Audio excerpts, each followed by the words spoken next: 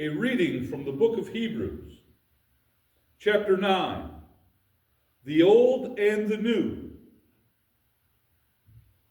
Now, even the first covenant had regulations of divine worship and earthly sanctuary.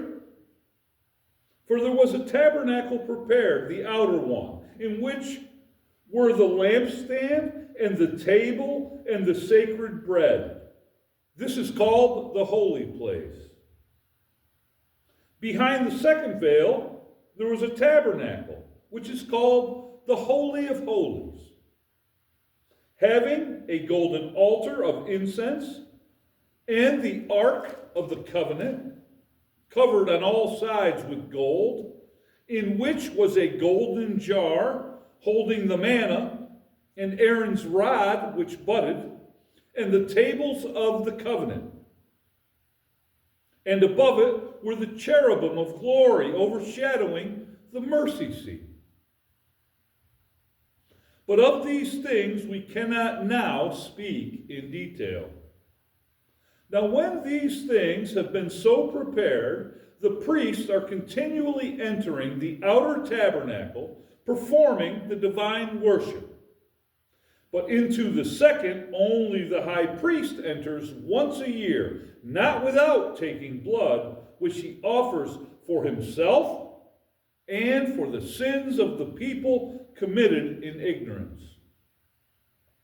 The Holy Spirit is signifying this, that the way into the holy place has not yet been disclosed while the outer tabernacle is still standing, which is a symbol for the present time.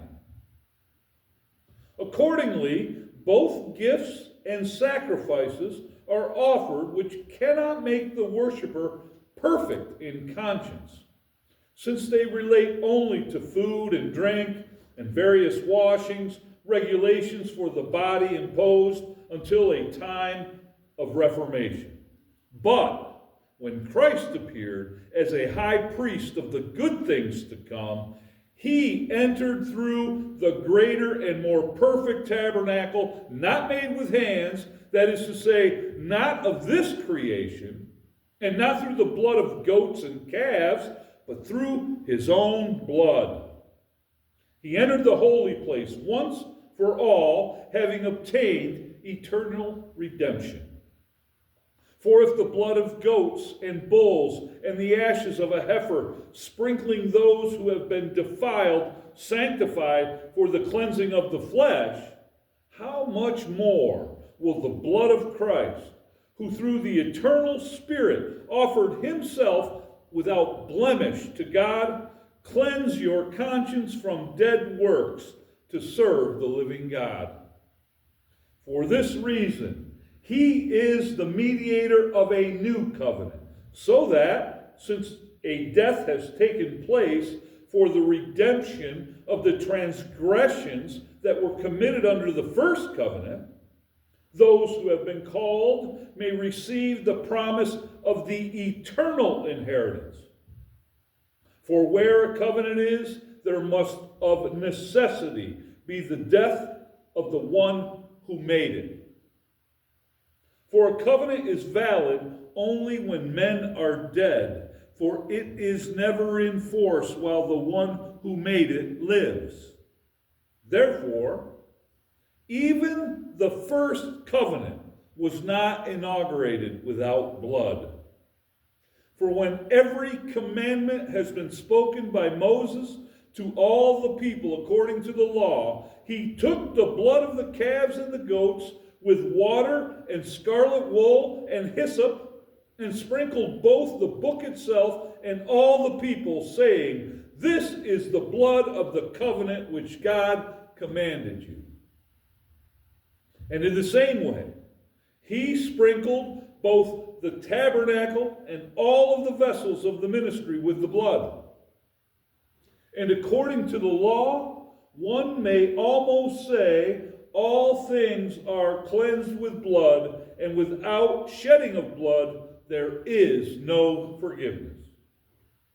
Therefore, it was necessary for the copies of the things in the heavens to be cleansed with these, but the heavenly things themselves with better sacrifices than these.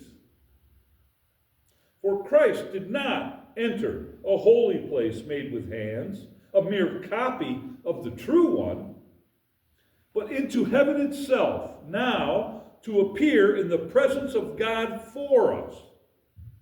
Nor was it that he would offer himself often, as the high priest enters the holy place year by year with blood that is not his own.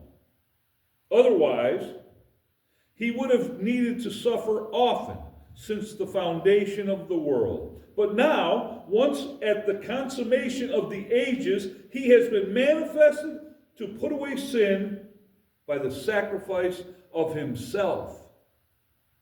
And inasmuch as it is appointed for men to die once, and after this comes the judgment, so Christ also, having been offered once to bear the sins of many, will appear a second time for salvation without reference to sin to those who eagerly await him.